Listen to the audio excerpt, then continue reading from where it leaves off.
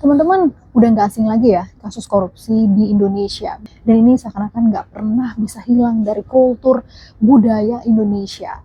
Mulai dari zaman dulu banget nih, zaman penjajahan, sampai sekarang juga ada aja nih kasus korupsi. Apalagi yang baru-baru ini ramai diperbincangkan, yaitu ya ketika KPK menangkap tangan Gubernur Kalimantan Selatan Sahbirin Nur atau yang kerap dipanggil Paman Birin. Nah, jadi Sahbirin Nur ini diduga menerima fee sebanyak 5% dari proyek di Pemprov Kalsel.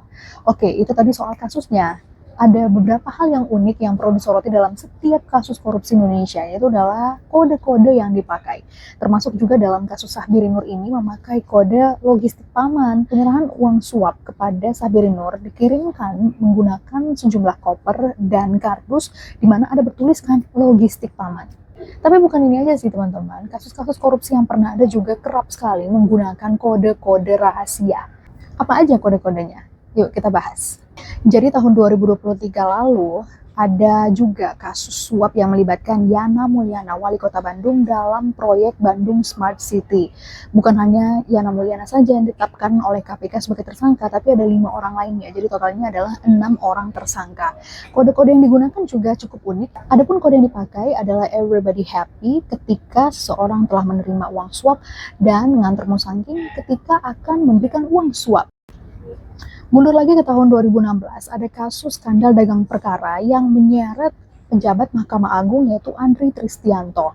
Adapun kode yang mereka pakai adalah nomor sepatu. Jadi kalau misalkan mereka menyebutkan angka 25, itu adalah jumlah nominal uang suap yang harus diberikan. Selanjutnya, ke tahun 2014 ada kasus yang melibatkan pengacara adik Gubernur Banten Ratu Atut Chosia, yaitu Cariwardana alias Wawan, yang memberikan uang suap kepada Ketua Mahkamah Konstitusi yaitu Akhil Mokhtar. Adapun kode suap yang dipakai pada saat itu adalah ekor saat berkomunikasi dengan Akhil Mokhtar untuk pembayaran uang suap dalam sengketa pemilihan Bupati Lebak Banten.